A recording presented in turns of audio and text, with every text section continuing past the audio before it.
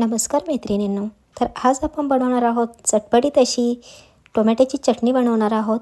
तर ही जी चटणी आहे तुम्ही तांदळाच्या भाकरीसोबत किंवा बाजरीच्या भाकरीसोबत खाऊ शकता। खूपच छान अशी लागते।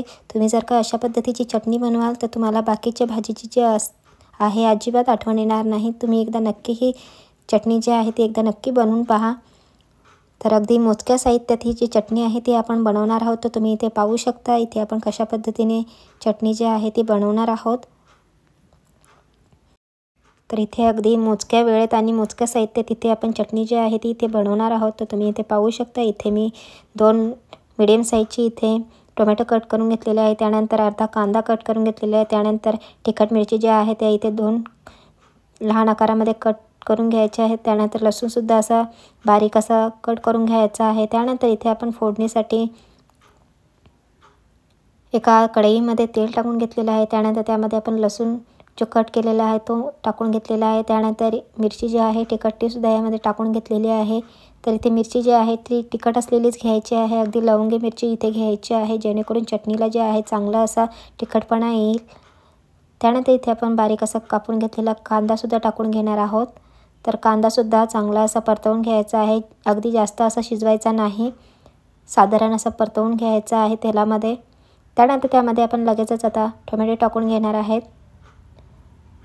तर टोमॅटो जो आहे तो असा बारीक असा कापून घ्यायचा आहे, अगदी बारीक असा कट करून घ्यायचा आहे, जेणेकरून लवकर अशी चटणी जी आहे झटपट अशी तयार होईल।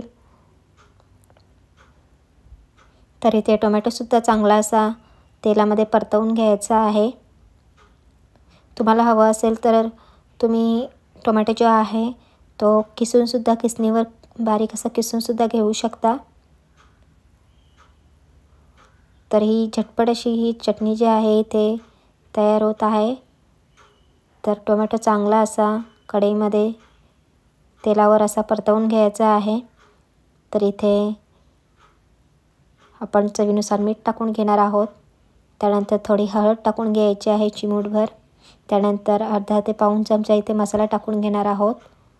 तर अगदी मोजके मसाले इथे टाकायचे, हळद आणि मसाला जो आहे घरगुती जो असेल तुमच्याकडे मसाला तो इथे टाकून घ्यायचा आहे। तर इथे तुम्ही पाहू शकता अगदी कमी मसाले टाकूनसुद्धा या चटणीला जे आहे कलर तुम्ही पाहू शकता कशा प्रकारे आलेला आहे। आणि चवीला सुद्धा अप्रतिम अशी ही चटणी जी आहे ती लागते। तुम्ही नक्की एकदा बनवून पहा अशी चटणी। तर इथे सर्व मसाल्यांमध्ये चांगलं असं मिक्स करून घ्यायचे आहे।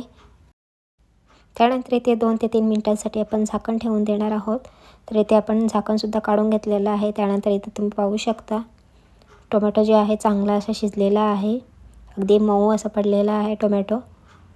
तर इथे अजून तुम्हाला हे बारीक असं हवं असेल तर तुम्ही स्मॅशरने सुद्धा इथे टोमॅटो जो आहे तो बारीक असा स्मॅश करून घेऊ शकता। तर इथे मी चमच्याच्या साहाय्याने अगदी चटणीची जी क्वांटिटी आहे ती कमी असल्यामुळे इथे मी चमच्यानेच इथे स्मॅश करून घेणार आहे।